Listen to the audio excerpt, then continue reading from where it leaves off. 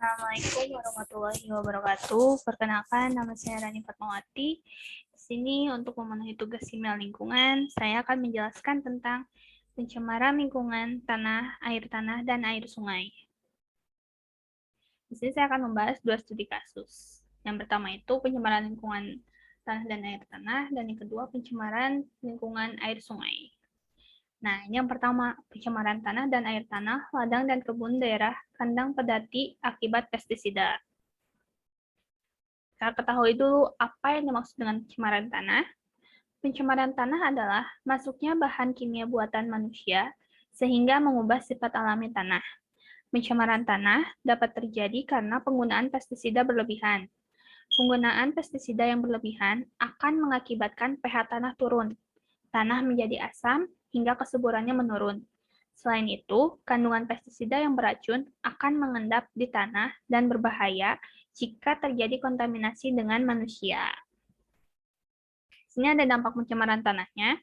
Yang pertama itu pencemaran air dan tanah berpengaruh terhadap manusia dan makhluk lainnya dalam bentuk makanan dan minuman yang tercemar.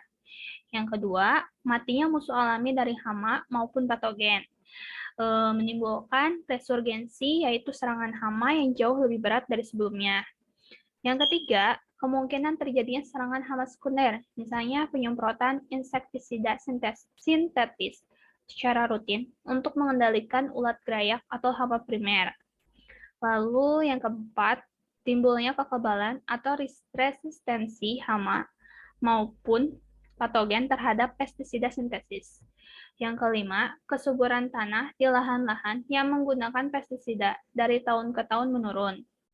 Nah, yang terakhir itu kematian serangga berguna dan menguntungkan. Misalnya kayak lebah. Kalau dengan tercemarnya tanah oleh pestisida, lebah pun akan mati. Sehingga kesuburan tanah menjadi berkurang. Nah, di sini ada cara penanggulangannya ketika pencemaran tanah. Yang pertama itu ada remediasi, dan yang kedua itu bioremediasi. Nah, untuk remediasi itu kegiatan untuk membersihkan permukaan tanah yang tercemar. Ada dua jenis, yaitu remediasi tanah in situ atau on-site, dan ex in situ atau off-site. Nah, untuk bioremediasi pun yaitu proses pembersihan pencemaran tanah dengan menggunakan mikroorganisme jamur bakteri. Nah, untuk caranya pun sama, ada dua, ada in situ dan ex situ. Nanti kita bahas. Nah, yang pertama remediasi. Untuk remediasi on-site adalah pembersihan di lokasi. Pembersihan ini lebih murah dan lebih mudah. Terdiri dari pembersihan venting atau injeksi. Yang kedua itu pembersihan off-site, meliputi penggalian tanah yang tercemar dan kemudian dibawa ke daerah yang aman. Setelah itu, di daerah aman, tanah tersebut dibersihkan dari zat pencemar. Nah, cara remediasi itu, tanah tersebut disimpan di bak atau tangki yang kedap, kemudian zat pembersih dipompakan ke bak atau tangki tersebut. Selanjutnya, zat pencemar dipompakan keluar dari bak yang kemudian diolah dengan instalasi pengolah air limbah. Pembersihan off-site ini jauh lebih mahal dan rumit. Nah, ini untuk bioremediasi. Bioremediasi yaitu penggunaan mikroorganisme untuk mengurangi polutan di lingkungan yang merupakan proses penguraian limbah organik atau anorganik polutan. Nah, untuk contoh-contoh polutan yang termasuknya ada logam-logam berat, petroleum hidrokarbon, senyawa-senyawa organik, senyawa-senyawa organik terhalogenasi seperti pestisida, herbisida, dan banyak lainnya. Nah, untuk cara bioremediasi tersebut sama kayak remediasi, ada dua, yaitu in situ dan ex situ. Secara in situ itu dilakukan langsung di lingkungan yang tercemarnya, sedangkan secara ex situ yaitu bioremediasi dilakukan di luar lingkungan yang tercemar dengan membuat lingkungan baru berupa bioreaktor yang dikondisikan dengan menggunakan inokulan yang dapat mendeteksi cemaran kontaminan organik. Nah, ini untuk hasil pengamatan pencemaran tanah ladang dan kebun kandang pedati yang dilakukan oleh seorang penelitian. Nah, di daerah tersebut itu tergolong ringan. Hal ini dibuktikan dengan pH tanah yang tidak terlalu asam. berkisar 5,5 sampai 6,2. Yang kedua, keadaan tanah yang tidak terlalu kering. Kemudian yang ketiga, tidak pernah terjadi penyakit kulit atau penyakit lain yang memungkinkan terjadi akibat penggunaan pestisida. Yang keempat itu, luas tanah daerah penelitian tidak terlalu luas, sehingga penggunaan pestisida tidak dalam skala besar. Nah, penggunaan pestisida ini kan tidak terlalu besar. Maka, untuk mengatasi pencemaran tanah akibat pestisida, dilakukan dengan sosialisasi mengenai penggunaan pestisida sesuai dosis yang benar dan baik kepada para petani. Hal ini karena pencemaran yang tidak terjadi tidak dalam skala besar atau terlalu berat yang memerlukan solusi biomediasi atau remediasi. Di sini kita bahas untuk kasus yang kedua, yaitu pencemaran air sungai Teluk Dalam, Banjarmasin akibat limbah domestik. Limbah domestik itu limbah rumah tangga juga termasuk ya untuk limbah domestik. Nah, di sini ada Sungai Teluk Dalam, Banjarmasin. Sungai Teluk Dalam sebagai salah satu sungai yang ada di Banjarmasin merupakan satu di antara banyaknya sungai sebagai prasarana baik dalam transportasi maupun usaha perdagangan. Sungai menjadi bagian tak terpisahkan dari kota Banjarmasin, yaitu salah satu sumber daya alam utama yang dijadikan oleh masyarakat Indonesia. Tapi memasuki akhir abad 20 dan awal abad 21, sungai ini mulai tercemar. Mengapa? Karena banyak faktor yang menyebabkan sungai tersebut tercemar. Salah satunya, faktor utamanya adalah manusia atau pengguna sungai itu sendiri. Nah, ini untuk faktor-faktor sungai tercemar. Yang pertama itu pertambahan jumlah penduduk. Semakin sini semakin padat dong jumlah penduduk di Indonesia. Nah, pertambahan penduduk yang sebarannya tidak merata menjadi salah satu faktor penyebab ketimpangan neraca air di berbagai pulau. Sehingga masyarakat tidak menjaga sumber daya air yang ada, maka akan menyebabkan krisis air yang berkepanjangan dikarenakan tercemarnya sungai. Jadi kan semakin banyak jumlah penduduk, semakin banyak limbah rumah tangga, sehingga sungai dapat tercemar. Yang kedua itu perilaku masyarakat pengguna sumber daya air. Jumlah penduduk yang besar ditambah makanan kemasan yang memicu sampah, limbah rumah tangga memaksa masyarakat menjadikan sungai sebagai peristirahatan terakhir limbah tersebut.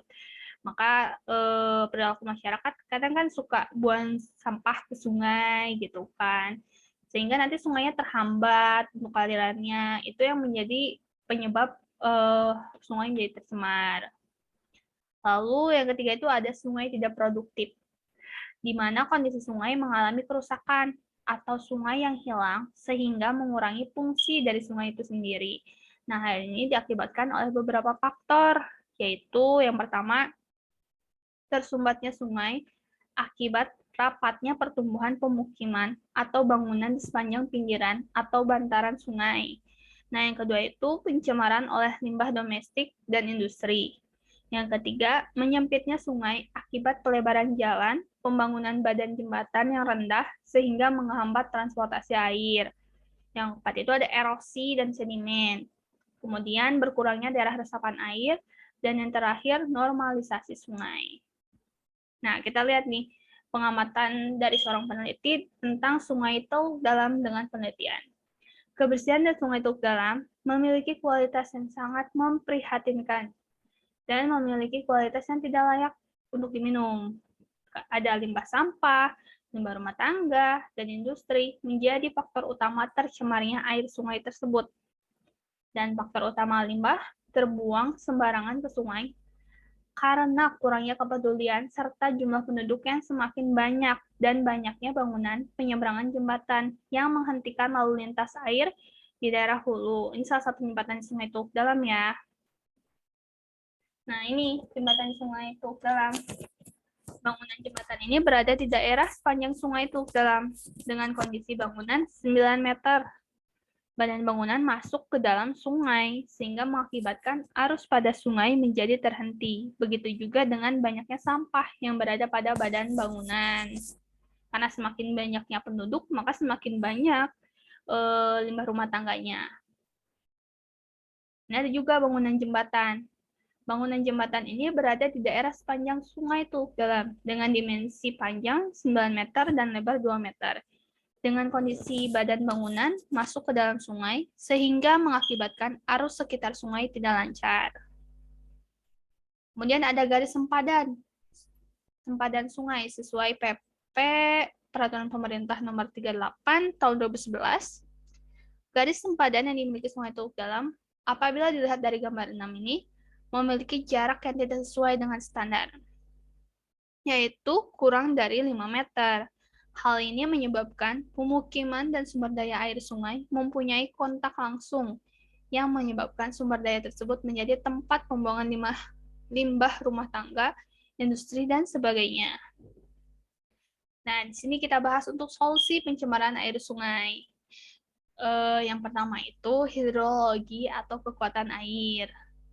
Penelitian yang dilakukan oleh Mas Saru M. Muro didapatkan bahwa air dapat berubah menjadi kristal di saat mendapat perlakuan baik secara fisik, non-fisik, maupun kimiawi.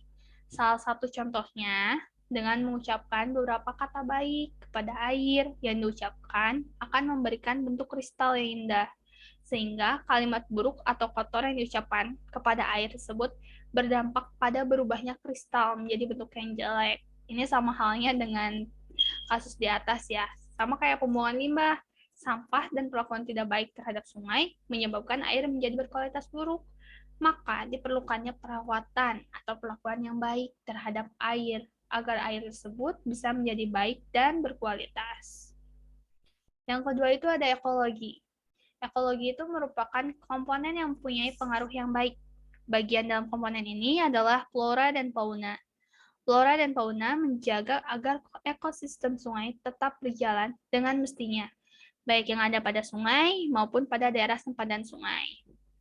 Makhluk vertebrata atau invertebrata dalam zona perakaran berfungsi dalam penguraian bahan-bahan organik. Nah, daun-daun dalam penguraian bahan-bahan organik maupun bahan organik lain yang jatuh pada sungai akibat dari aktivitas fauna di daerah sempada menjadikan bahan organik tersebut makanan bagi flora dan fauna pada habitat tersebut. Nah, ini kesimpulannya. Dari yang dibahas tentang pencemaran air sungai di Teluk Dalam. Sungai Teluk Dalam memiliki kondisi sudah tercemar banyak limbah.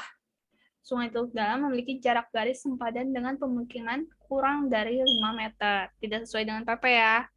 Nah, kemudian yang ketiga itu banyak faktor yang menyebabkan tercemarnya Sungai Teluk Dalam, dan salah satu faktor utama adalah manusia itu sendiri. Yang keempat itu perlunya dijalankan program dengan konsep ramah lingkungan dengan fokus kekuatan ada pada kekuatan sosial budaya masyarakat.